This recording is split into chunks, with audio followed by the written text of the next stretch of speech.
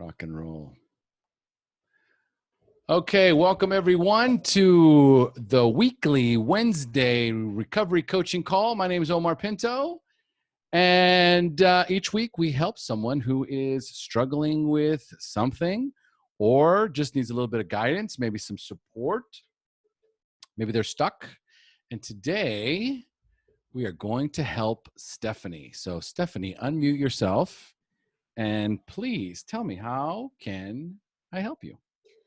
So I kind of I'm 24, so I'm always around people that are constantly drinking.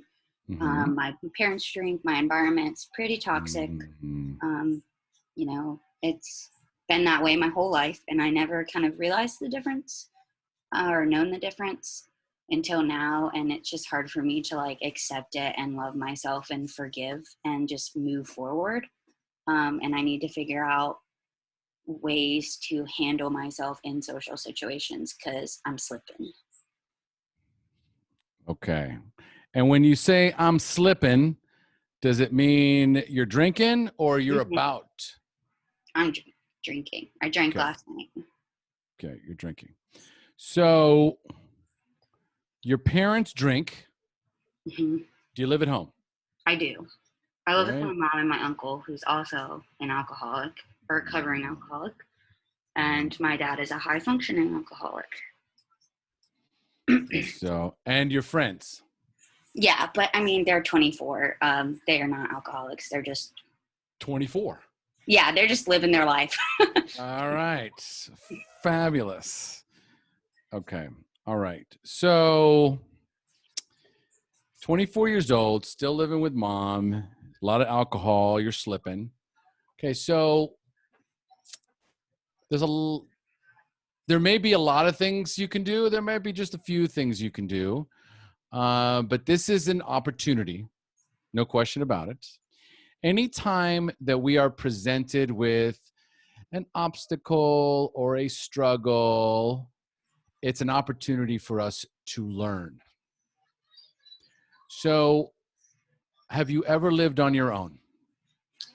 I did when I was in college, but that's it. I don't really know any different. I was about to move out and I lost my job because of the pandemic. Mm-hmm. Okay. All right. And while you were living alone, how long were you living alone? Like 8 months, not that long. 8 months. Okay. And were you drinking those 8 months too? Yep. Okay. All right. So it's not the environment. I mean, obviously the environment does not help. Mm-hmm. Okay. But no matter where I go, there I am. So there's Stephanie, and Stephanie wants to drink. Okay. So, because there's a big difference. There's a thing, if I say, okay, like for example, is it true that you don't want to drink? Yes. Okay. Is it true that you want to be sober? Yes. Okay. So those two things are true. Is it also true that you want to drink? Yes. Okay. Right. So it's like, oh, okay. So I want all of these things. I'm going to have to pick one. Right. How old were you the first time you drank? I was like 13. The first time I used, I was 11. Okay. And what were you using? Prescription pills.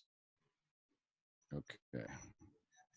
And so where'd you get those pills? On the street, the doctors, my mom. Okay. All right. Where'd you get the money for this?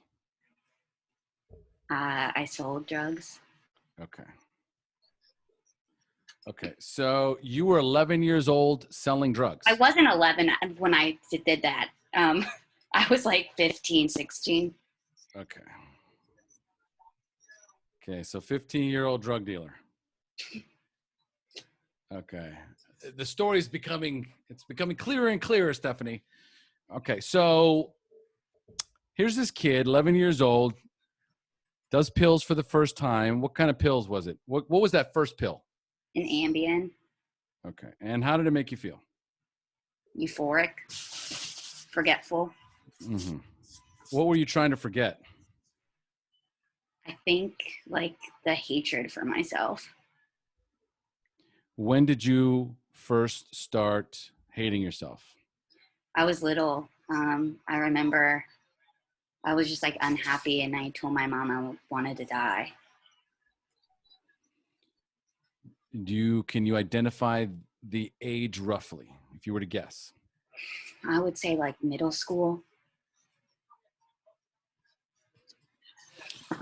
Middle school. Is that I 8, think I was like 9? between 11 and 13-ish. Okay, 11 and 13. What was going on in your life that was Um, so bad that you hated yourself and you wanted to die? I just think that I had an undiagnosed disorder. Wait, I hold on, didn't hold on, hold on, know. hold on. Uh, Is there TV behind you? oh, sorry. Like I just didn't like my parents split. I didn't have like a normal picket fence family, I guess per Mm-hmm. se. I moved. I wasn't really fitting in. I just had, straight textbook depression signs. Okay. So drinking and using, if I were to say, pick one of these. What do you use drugs and alcohol for? Soothing, numbing, or escaping? Or all of them?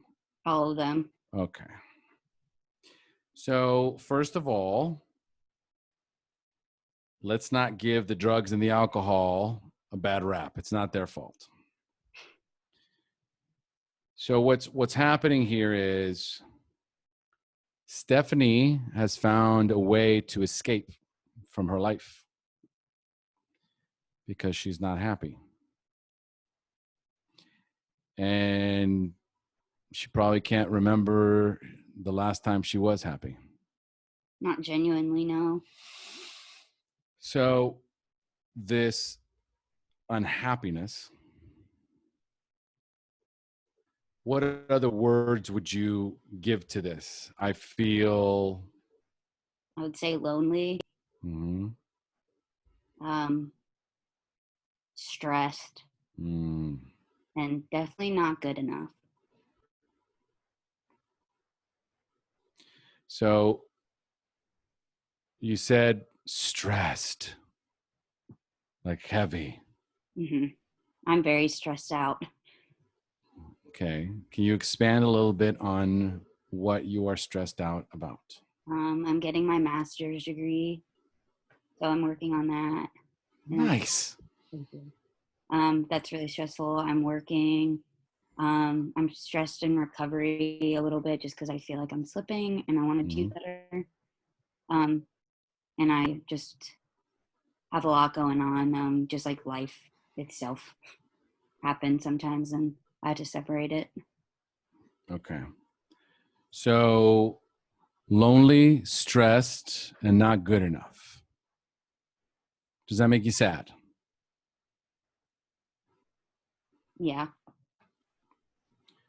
All right. So again, let's not look at the alcohol and the drugs.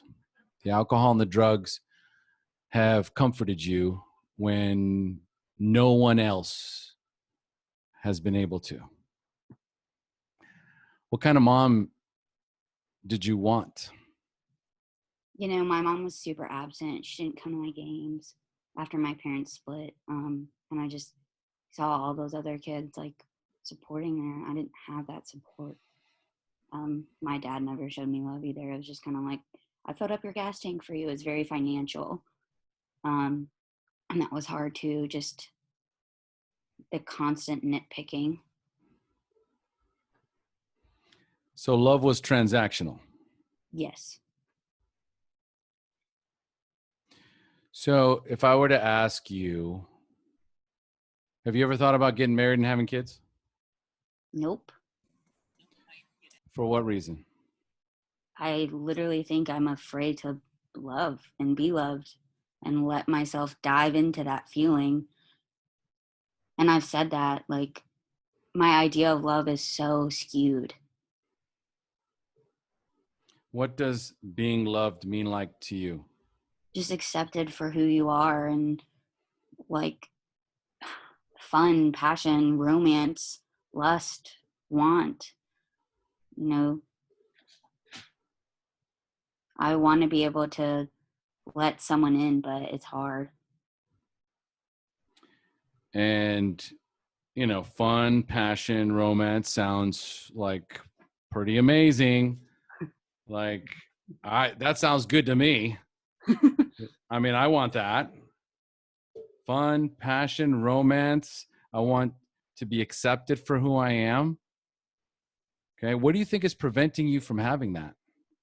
I literally don't know. I think that, I mean, every relationship I've ever been in, something that I opened up about has been exploited in some way. Um, I had an eating disorder. My first boyfriend called me fat. Uh, I've been cheated on more times than I can count. My parents didn't have the best marriage. They don't love who each other are with now. You can tell. My dad is so madly in love with my mom, and it's weird. And um, my last boyfriend, I was like, alcoholism runs in my family. Like, it's just hard. And he broke up with me for it and said that he didn't want to have kids with me. Okay. So there's also trust. I can't trust anyone. But drugs and alcohol are always there. Mm-hmm. I can't trust myself and I can't trust anyone. But I can trust the the ability that these substances have to help me escape and avoid, because I try. I really try. I go to school. I'm in recovery. I'm trying to do the next right thing. It's not working. So there is, on top of trust, helpless and hopeless. Okay. So in this journey, and you're 25 years old, and you've been taking care of yourself since you were how old?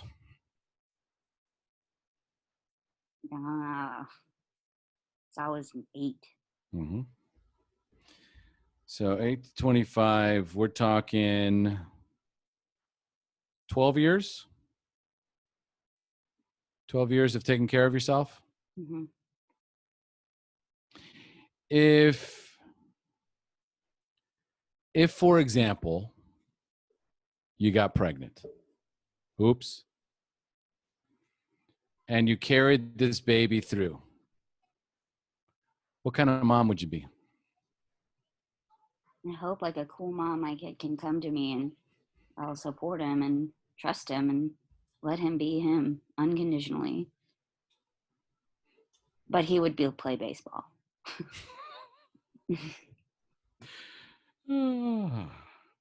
Him, huh?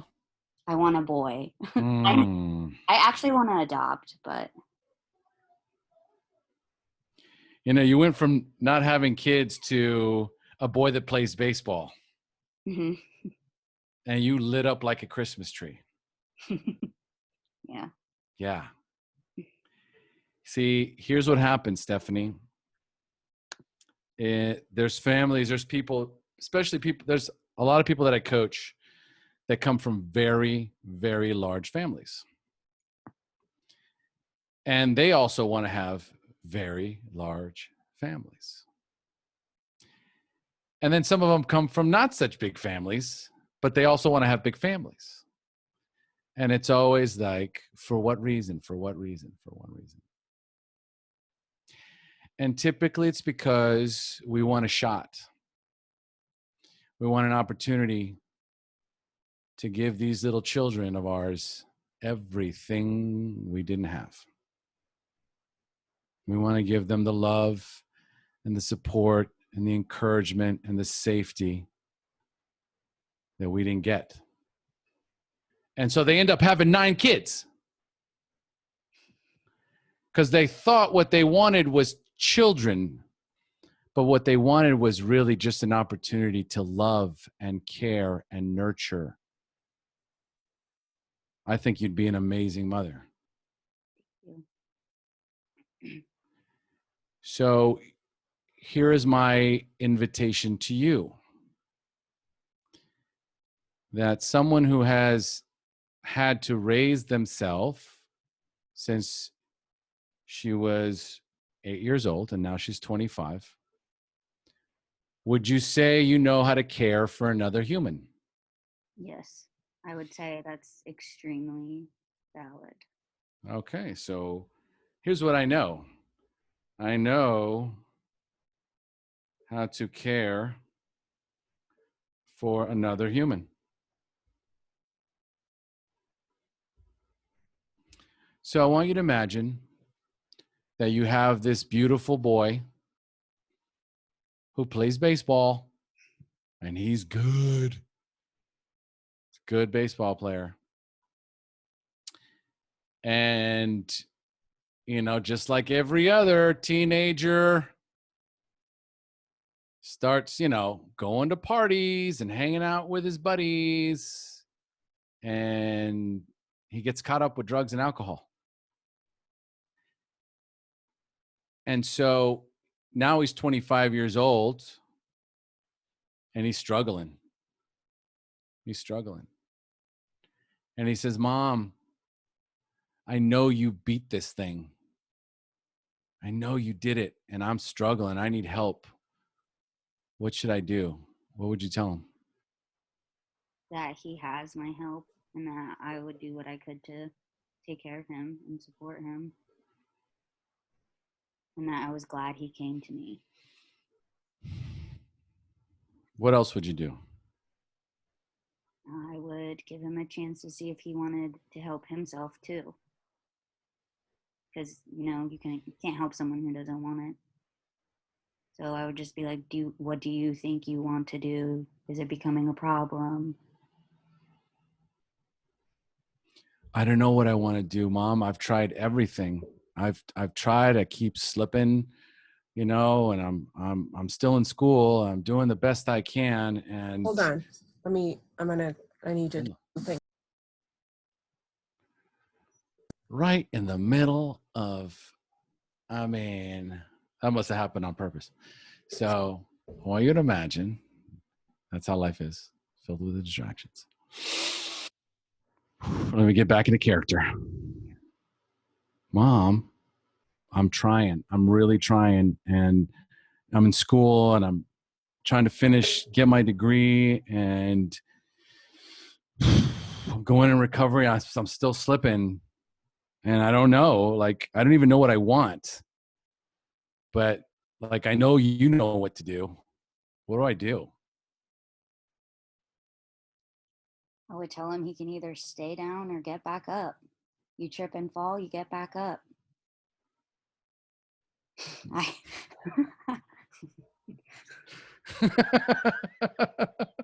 I know people hate it when I do this.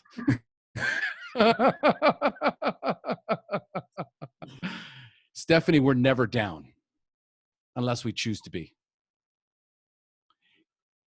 Knock down 7, get up 8. Knock down 9, get up 10. Knock down 99, get up 100. You fight. See, the Stephanie that showed up on the call, she's down. She's staying down. And the Stephanie right now just got back up. You forgot who you are. You're a woman who has 12 years experience in caring for another human being. You're a survivor. You're a fighter. You care. You know what you want. You know what you're capable of. You know what you want to give. You just forgot that you could give it to yourself. Yeah.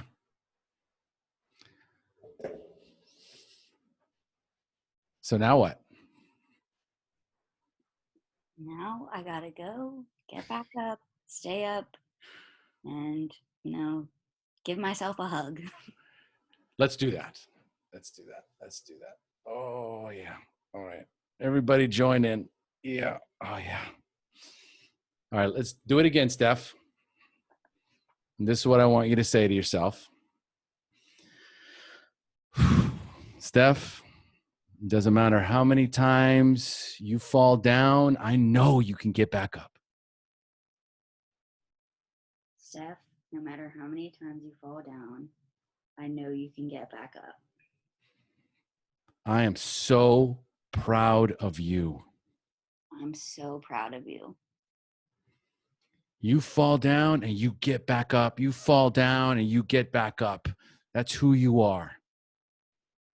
You fall down, you get back up. You fall down, you get back up. That's who you are. You are a fighter. You are a fighter.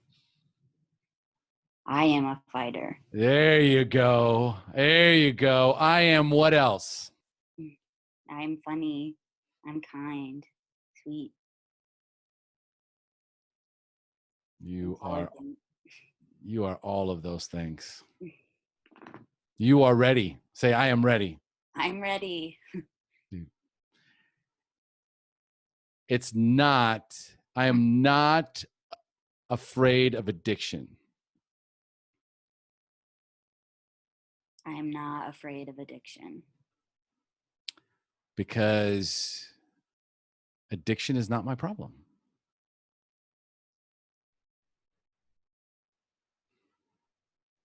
I am the problem, which means I am the solution. Am I still repeating this? You can. How about you just say, I am the solution? I am the solution. I am the answer. I am the answer. I am connected to divine spirit. I am connected to divine spirit. I can do anything. I can do anything. How do you feel? Relieved. Yeah. So here's the only thing that I feel that you have to do. You must do. Not have to do, but you must do. You must take this moment. Write down everything that you want. I want a son. I want a family. I want a master's degree. I want to help others. I want just all these things that you want. I want happiness. I want fulfillment. I want joy. I want freedom. Just I want, this is what I want. And then I want you to write a list of all the people that are in your way. And cut them out of your life. You deserve all of this. You've worked your ass off to get here. No one gets in my way. Nobody puts baby in the corner. Some of you understood that one. Some of you are too young. That's all it is, Steph.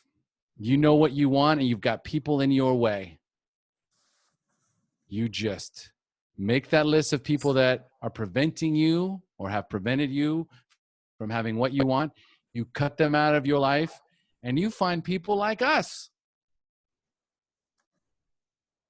Who's got love for Stephanie? I do. Everybody do this. Oh, I have a lot of love for her. There's my girl, Liz. All right, there we go. All right, so let's pour it in. Who's got some loving, kind words for Stephanie? Go ahead, Jen. Hey, Stephanie.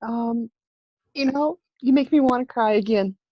My daughter is close to the same age as you. She's going to be 23 this month, and I have a 25-year-old son, along with the little ones I talked about last night. And it hurts to hear you say, everything you've been through. Because I raised my two oldest as a single mom. their dad was not involved. He had a stepdad in her early teen lives. Um, and it kills me because I look at my daughter and I can see how the two of you have so much in common. You know, she's got her bachelor's degree. She started working recently in her field, and she's drinking all the time. And I'm sorry, I don't mean to be talking about her, but I just want to grab you and hug you like I would my daughter because I see that. I see this, what you have to be struggling with. And I sit there and I think, you know, I thought I hid my issues, my addictions from her. And I think that maybe your mom and your dad thinks they did that with you. They hid it from you and didn't bring it on you. And I just want to hug you and say it's going to be okay. If you will survive this, just keep getting back up. And I said, I'm sorry, I'm crying over here. But I do.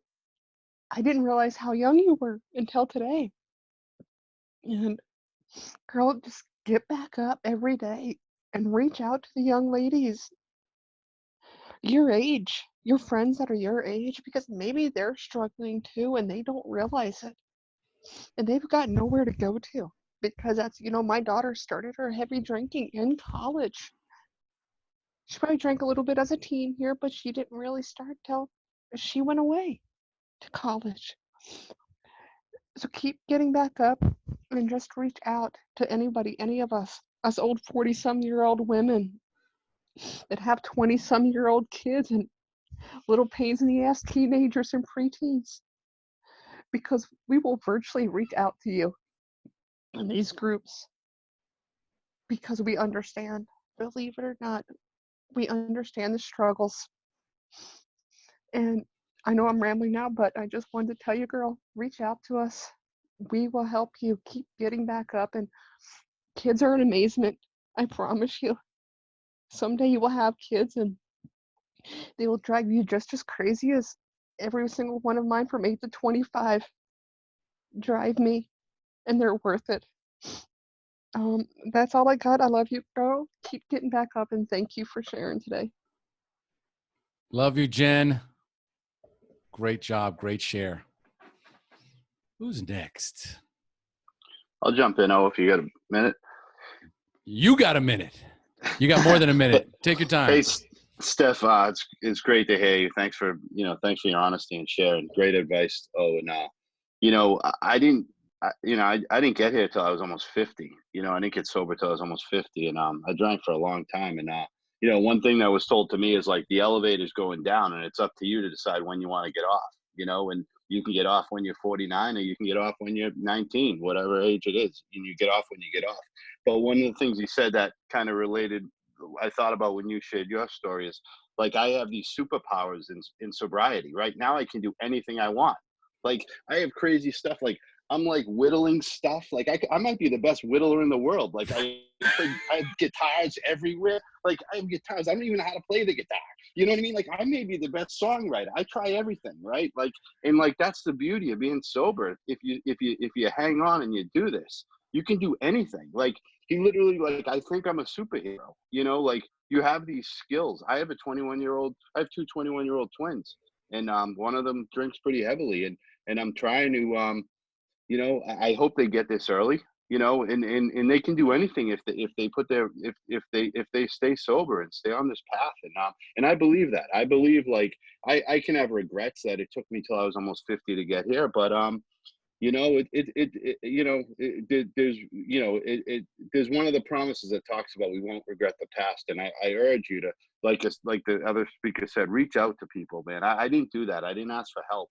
The fact that you're on here asking for help, you're 30 years ahead of me. Like just dig in, and it's awesome. You'll find, like, I don't know, I'm just insane. Like I said, I every day Amazon comes, I got a new thing I'm trying out. My wife's like, what are you doing? Like I have a whittling kit now, like crazy stuff. I collect stuff, and my kids like kind of think it's funny. My wife thinks it's kind of funny, but that's what you can do if like, that's my experience. That's what I can do if I stay sober. I pick up a drink, it's all bets are off. And And you know, dig into that. Like I said, let the elevator start going up now, and you got the world ahead of you. And it's a gift. It's really a gift. Take it, you know. And that's all I got. Good to hear you, Stephanie. Thanks, El. Thank you, Brian. Simon, you're up. Hey, Stephanie. It was really cool to kind of hear more about where you came from, and I see a lot of similarities. I can really relate to some of the things you said in terms of, like, you know, starting at an early age, still being young, having everybody around you be like, yeah, no, it's cool. We're just gonna do whatever we want because we're young still and we don't have a problem. And, you know, you shouldn't have a problem either because you're also young, you know, like it's not, but, you know, like, you're really, I haven't known you that long, right? So with a grain of salt, but from what I've seen so far, you're very smart, and, you know, you're doing a master's. I mean, yeah, there you go. Point in case, case in point, whatever it is. And you're very caring. Like, you're always looking to help other people. Like, immediately, as soon as I got into the meeting, like my first day, you're like, hey, nice to meet you, welcome. You know, like, who is this person? But you're just always looking out for other people, and I think you'll be set if you just start looking out for yourself, you know. Anyway, I agree.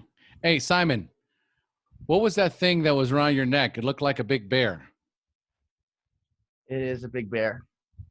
That is adorable. Everyone should have a bear that big. Yeah, it was $50 on AliExpress. Took like a month to get here, but it was worth it. The emotional support animal. I have a big monkey. All right. Leo, you're up. Do you see the gift that you have, Stephanie? Do you see the gift that you have? You know, young and old, everyone's rooting for you. I mean, Simon, he's only been around for 2-3 days. Look at this man. Look at the wisdom from the youth that's in this room. It's just amazing, you know. Jen shatters in front of everybody because you touch her. You got such a gift, you know. I'm proud as hell of you. Get this shit behind you. Stand in your power. You're going to crush everything, because I think part of you hates yourself as much as I hate myself, and I get that because the booze and dope never lied to me either. But you're so far ahead. You got the whole world, man. Get this behind you. You'll help anybody else in here, but you got to help yourself. Took me a while to learn that. The wisdom and the beauty in this room helped me to get there. And man, you got a gift. Don't you dare keep that gift to yourself. You got to share it.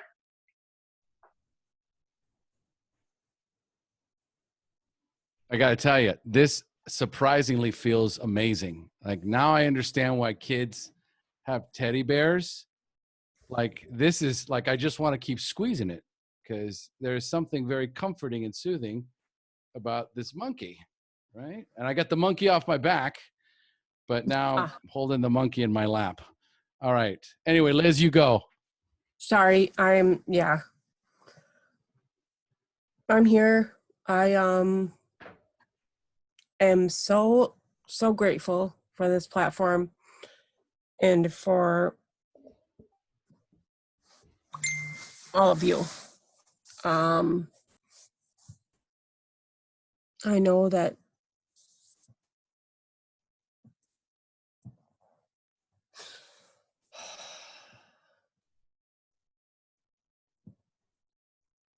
some of you have, you know, been on my journey with me, and it's been really hard, and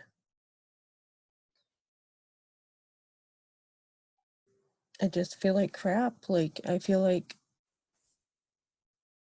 I've disappointed so many besides myself and my kids. And, you know, it's just been really hard. And I really, really hate 2020. I can't blame it on 2020. It's just, this is what it is. And just being vulnerable and open and, you know, just, I'm here. I don't know. I'm just here. Sweetheart, we are glad you are here. We need you to be here. Yeah. I love you. I love you. To do. You're doing it. You're here with us. This means you love yourself. If you didn't, you wouldn't be here. It's just been, my sister has just been so, she's so sick and she pisses me off and she's just,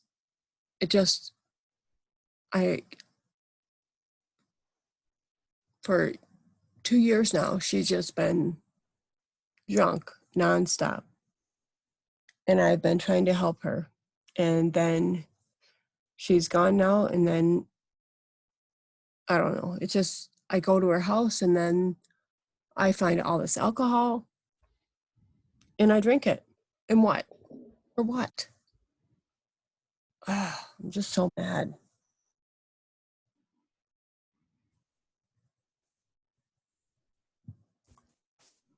Don't be mad. Don't be mad. Be if you allow, I want you to just imagine that at the beginning of this call, I was talking with Stephanie. Stephanie has been drinking. Mm-hmm. And I asked her, I said, you know, why are you drinking? And she's got people all around her. She wants to stop drinking, but she also wants to keep drinking. And it's like, okay, so what is it that you're trying to do? Right? Escape, soothe. And it's all of these things. She wants to escape and numb and soothe herself, right? Yeah. But the big question is, for what reason? And so what came up, I don't know if you were on the call, but she said she hated herself. And by the end of the call, she was loving and caring and nurturing and supportive and powerful and strong and confident. And she's also very welcoming. So we are all of these things, Liz. We are everything. We have good days, we have bad days. We are some days where we get down and we stay down and we feel weak and frail and delicate. But we have to remember that we are also fierce and strong and confident and guided and connected. And that we have people in our lives that truly care about us. Even though it may not feel that way or seem that way in the moment, we just forgot. Because Liz, you have people that love you and Stephanie's got people that love her. And sometimes we just get in that place where we forget. Yeah, we do. That's all. That's it. That's all. You just forgot, sweetheart. And you got caught between a rock and a hard place and you made a bad call. So guess what? You fell down, you get back up. You fall down, you get back up. You fall down 8, you get up 9. You fall down 99, you get up 100. It doesn't matter. It doesn't, as long as you're still breathing, there's still hope. Yeah. That's how this thing works. I know. I do know that. I do. I know you do. But I want to kick You just want to like, can I just like not do this? I know. All right. Well, just keep coming back. All right, sweetheart? I will. All right. I love you. Love you too. All right. Okay. Who's next? Jump in.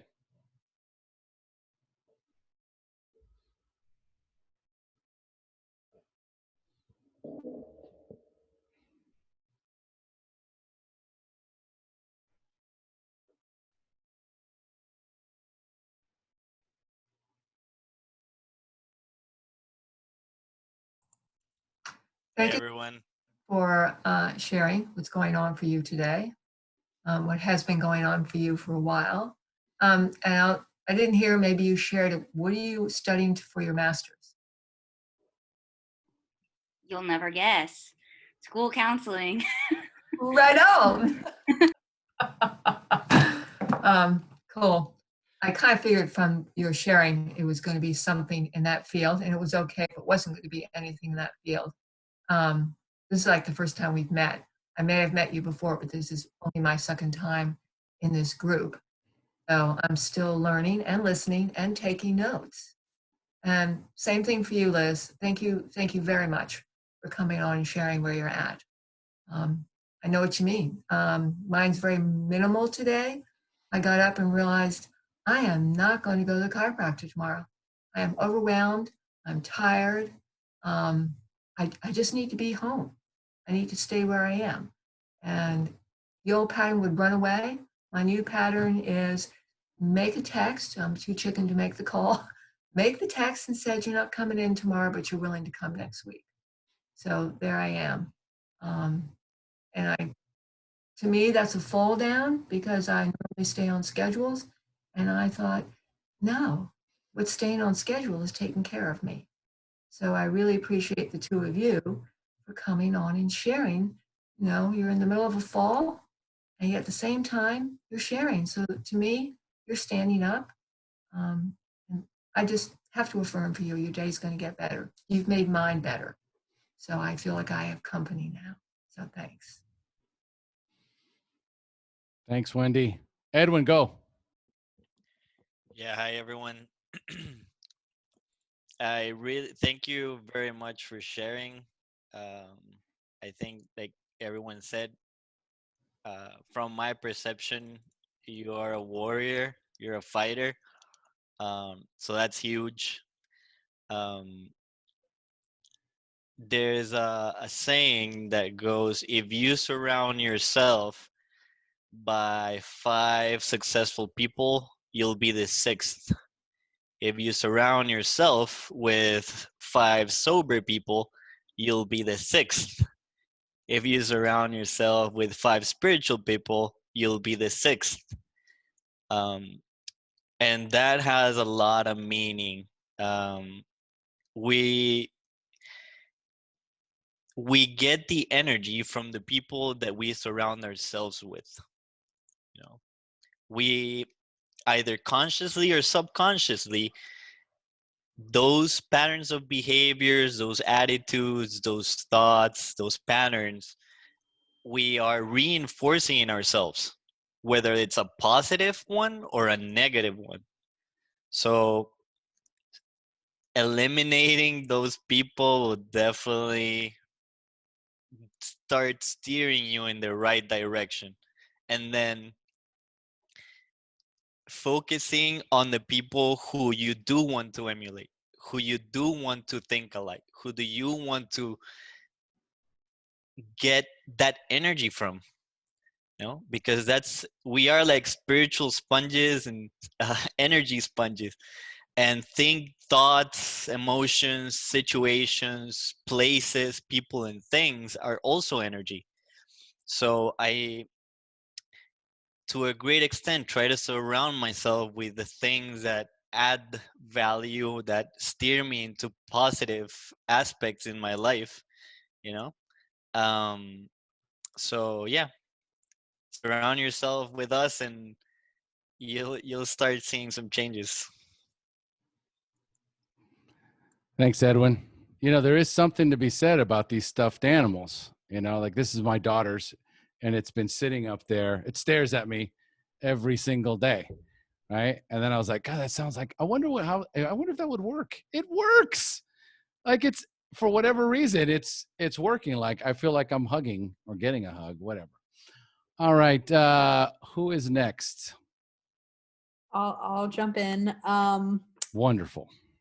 Steph, I love you. And, you know, I said how I said before, our stories are super similar. And, you know, for me, it was getting out of my own way and figuring out who I was in this world, because for so long I kept getting messages from other people about who I should be and what I should be. it really came down to who I wanted to be, you know, and making that happen. And, you know, I mean, where I gave you my number, you can always text me. You can please always reach out to me. Because you remind me exactly of where I was, you know, almost 4 years ago. And just getting out of your own way and let people carry you when you're down and out is going to be the most important thing. And for Liz, you know, you are incredibly brave, and you know, I mean, both of you are incredibly brave, but you know, to come on here and just open up, because you know, I know that I kind of know both of you, but just to open up but I think we all understand, you have a deep understanding on a different level, all of us in here. So even if we don't exactly know each other or have had a conversation with each other. So anyway, that's all I have, but thank you everyone for being here. This has definitely helped me. Thanks, Tori.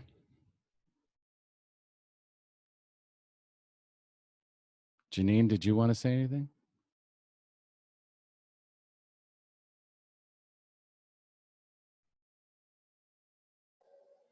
I was just going to say it's got to be incredibly hard, Stephanie, with the family members who are not supportive. And my first degree I started but never finished was also it was a dual degree in individual counseling and school guidance counseling. And I'm still in a helping profession. You really, it's just so important to get numbers, and exactly what Edwin said. Surround yourself with people and always have someone to call. And I'm happy to give you my number. And also, Stephanie, you're really beautiful. Thank you. Beautiful.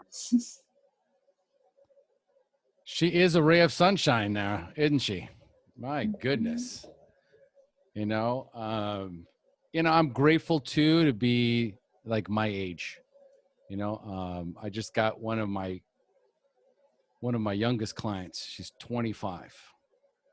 You know, and it's like I feel like I'm her father, right? And so it's really a really incredible dynamic, being this old and having a daughter that's 17, have been in recovery for as long as I have, and then being able to transition and do the work that I do, because it's constantly expansive. Like I'm expanding all the time, but at the same time, it always goes back to the same thing. I had a fucked up childhood, and I am trying to soothe myself, numb myself, escape all the feelings and emotions that I feel. I feel loneliness, I feel sadness, I feel desperation. And everyone on this call has felt this way at some point in their life, that alcohol and the pills made a difference. It helped soothe them. It's helped to a certain degree prevent them from really doing some serious harm to themselves. And for a moment, I got a reprieve from my life and how hard it is. But ultimately, that's what needs to heal. That, you know, your childhood and what happened to you, and, you know, living at home with your mom and she's still drinking. You've got to be strong, Stephanie. You have to remember who you are. If I am going to be, I got to put him down. So if I am going to be loving and caring and nurturing and supportive and powerful and strong and confident, I have to wake up every day and remind myself that this is who I am. And even though I'm in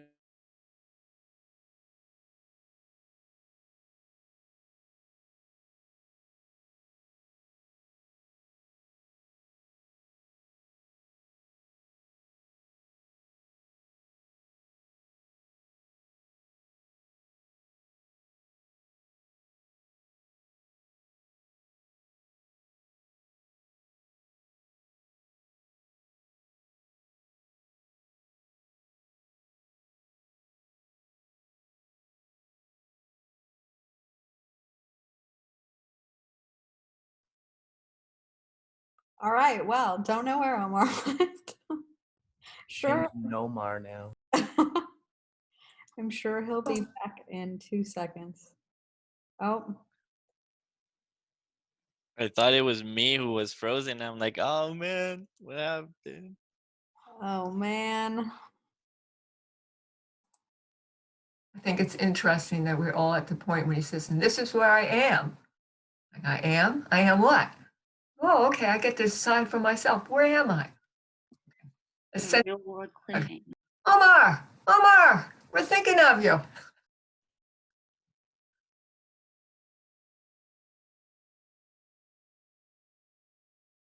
Cool.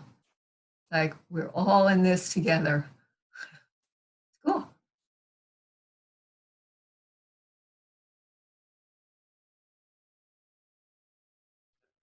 Yeah, isn't it usually Travis that gets kicked out on us on everything? And today it's Omar. Let me see. I think maybe the monkey that was hugging him wants another hug. Took him away.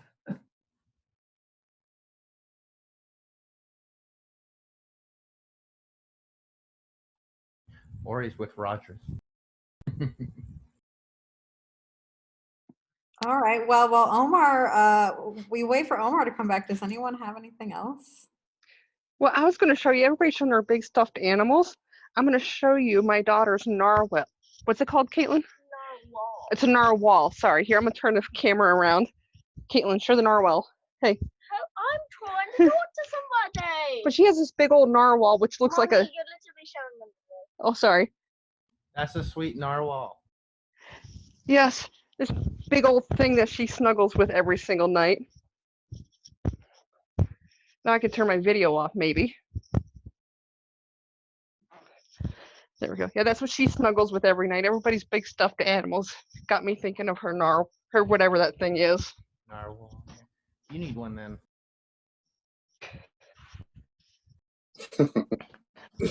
My dogs would get jealous if I had something like that in the bed with me. Yeah. They think they're my snuggles. All right. He's back. Wait.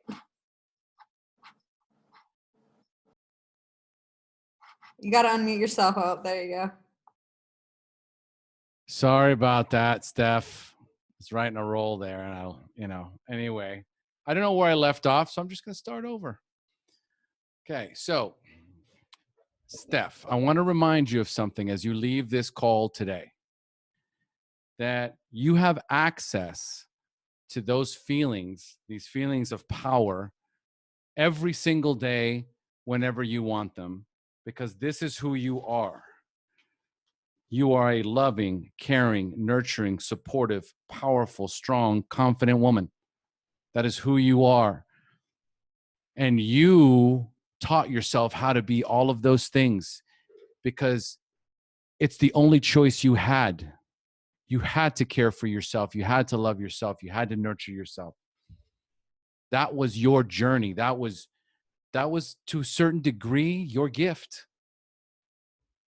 And so as you learn to give all this, construct this beautiful woman, what happens is you become this incredibly wonderful mother who's ready to love and care for her baseball playing boy. That's what you're ready to do. You're ready to get out there and give love to others. But first, you must give it to yourself. You must. So when you fall down, this is what you do. You don't go, damn it, Steph, you fell down again. What's wrong with you? Okay? You pretend every time something happens, you fail, you make a mistake, you have a slip, whatever. You pretend like it's your son, your 25-year-old son, and you tell him, honey, it's okay. It's okay. I'm still proud of you. I love you so much. I know you can do it. Just get back up. You can do this. I know you can. It's time to learn how to reparent yourself, the skills that you've already done so much of that on your own. But that negative self-talk is not from us. It comes from somewhere else. It comes from a mother or a father or an uncle or someone else. It doesn't come from us. Because I'm pretty sure, just like when you showed up and just like when Liz showed up, there was nothing but love. They got nothing, you got nothing but positive affirmations. You can do this. We love you. Get back up. You got this. Everyone on this call, I want you to listen. We all have access to that voice. We all have access to that language. If you understand what I'm saying right now, it means you have access to it. And you just simply have chosen the other language instead of this one. So get up every morning and write down. So 2 choices for you, Steph. Every morning you get up and you get in your journal and you write down, I am loving, I am caring, I am supportive, I am powerful, I am strong. Or you go in the mirror and you do it. And what that does is it reprograms your brain. It reprograms the language. It's just like a computer. I'm just installing new software. So let's go ahead and delete all the ass-kicking software, and let's reinstall all the loving, caring, nurturing software that is available to us whenever we want. Anything else you want to say, Steph, before we close up? Just thank you all for your support and listening, and I appreciate it. And Liz, I hope you stay strong right there with you, girl. I love it. Nice. Way to go, Simon. All right. Unless anyone has anything final to say, I would say this is an incredibly powerful and hugely successful call. I could listen to Omar talk for hours. Oh, Big time. Oh, yeah. We I love you guys. I love you, Liz. Love you, Steph. Love you, Tori and Michael and Janine and Leo and Brian and Simon and Julie and Mira, Wendy and Ginger and Sean and Jen and Edwin and Steph and Kirsty. I love y'all. We got this together. Stay strong. All these hearts. Love you guys. Thank you so much. What an amazing call. See you guys next week. Liz, make more meetings. Steph, see you soon. Yes, sir. Love you all.